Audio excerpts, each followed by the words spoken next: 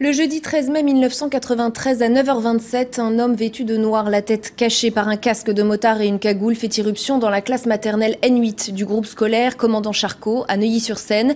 Commencent alors 46 heures d'angoisse pendant lesquelles 21 enfants et leur institutrice sont retenus en otage par Eric Schmitt, chômeur dépressif qui se faisait appeler HB Human Bomb. Notre invité a été l'un des témoins directs de cet événement.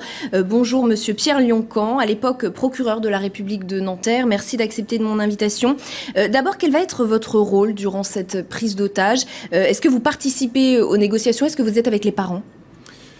Alors, le rôle d'un procureur de la République dans une affaire comme celle-là, c'est de s'occuper de l'aspect pénal, puisqu'il s'agit d'une infraction qui est en cours, il faut y mettre fin, arrêter le coupable, l'auteur plus qu'apparent, et le déférer à la justice. Mais dans une affaire de cette nature, il y a aussi des problèmes d'ordre public majeurs. Il suffisait de voir sur place le régiment de pompiers qui était là, le SAMU 92 qui était présent, les policiers, etc., etc. Et là, c'est le rôle du préfet de coordonner l'action gouvernementale des différents services administratifs de l'État dans une affaire comme celle-là. Le rôle du procureur, au moins dans un premier temps, c'est de désigner le service de police qui va être chargé de prendre l'affaire en main. Et vous allez communiquer avec HB? Je crois qu'il demande 100 millions de francs. Hein. Effectivement. Alors, ça a duré, comme vous savez, deux journées et 2 nuits. Au cours de la journée de jeudi, mon rôle a consisté à désigner le service de police compétent, d'une part, et d'autre part, constatant qu'il n'y avait pas de psychiatre ni de psychologue, d'ordonner à ce service de commettre un expert psychologue psychiatre, qui est venu en effet sur place très rapidement, et qui a formulé un diagnostic inquiétant. Et puis, mon rôle s'est pratiquement limité à cela. Au cours de la journée jeudi, je faisais partie évidemment de la petite équipe de direction qui se réunissait régulièrement dans le bureau de la directrice de l'école maternelle.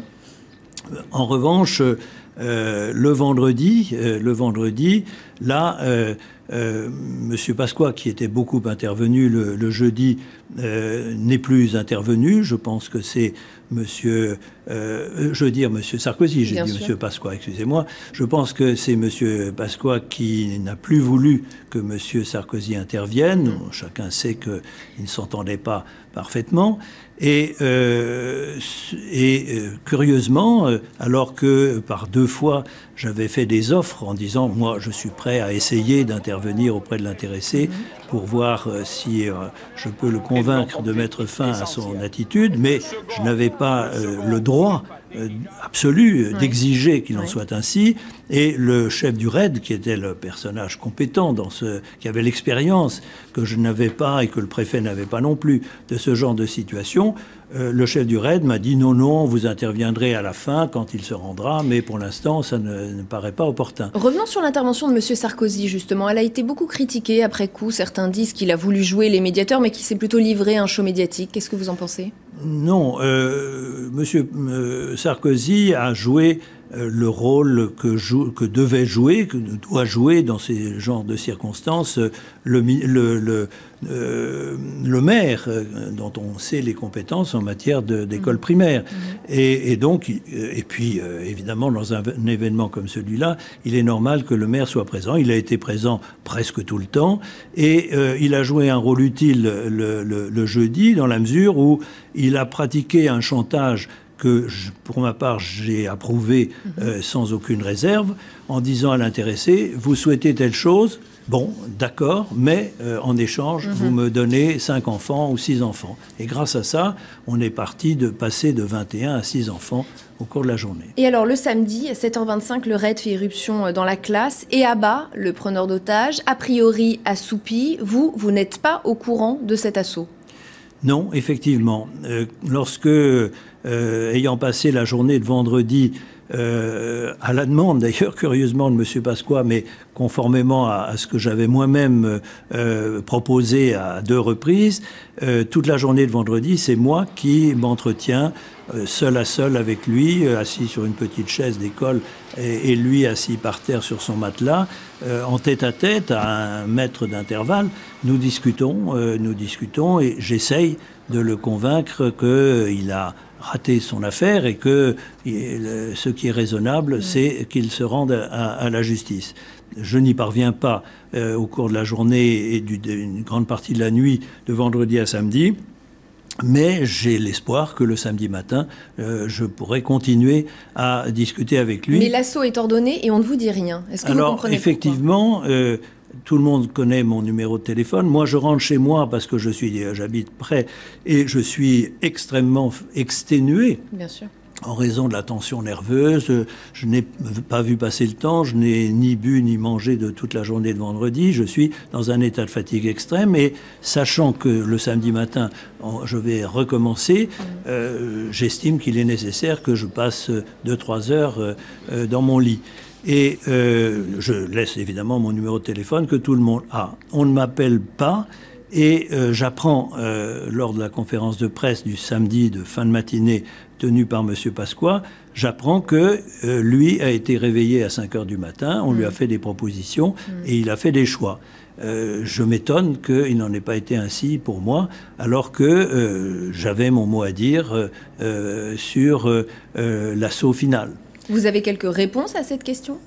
Non, je n'ai pas de réponse précise. J'ai publié un communiqué pour formuler mes regrets, parce que, ayant participé très activement le vendredi, je ne comprenais pas que je n'ai pas été avisé dans la nuit de vendredi à samedi. Peut-être craignait-on que la position que je prenne ne soit pas celle souhaitée par le ministre de l'Intérieur. Une plainte contre X sera déposée par la famille d'Éric Schmitt. Elle va aboutir à un non-lieu, mais les noms des policiers seront étalés dans les journaux. Ils vont beaucoup le regretter, ils vont s'en plaindre. Ils disent que cette affaire a pourri leur vie, qu'ils sentent le soufre. Est-ce que vous avez des regrets dans cette affaire ? Non, je n'ai aucun regret, car il n'était pas possible de pratiquer autrement. Je n'ai pas pris, moi, l'initiative d'ouvrir une information parce que je ne voulais pas que les exécutants soient les seuls visés. Et s'ils avaient reçu des instructions, ce que je ne parviendrai sans doute pas à établir, ça serait extrêmement injuste que ce soit les seuls à être impliqués dans cette affaire. Donc je n'ai pas pris cette initiative. En revanche, comme c'était son droit, la famille a déposé une plainte avec constitution de partie civile. À ce moment-là, l'information s'imposait. Et évidemment, ayant établi qui avait tiré, il était normal qu'il soit mis en examen et qu'il soit entendu par le juge d'instruction, ce qui a été le cas. Mais le juge d'instruction, finalement, a estimé que les seules conditions qui auraient permis l'usage des armes, c'est-à-dire la légitime défense, ces conditions étaient réunies. Et donc, il a rendu une ordonnance de non-lieu. La partie civile a fait appel, mais malheureusement pas dans les délais, et donc l'appel a été jugé irrecevable. Pierre Lioncan, si je vous demande de terminer cette phrase, le 13 mai 93, c'est le jour où? Que me répondez-vous?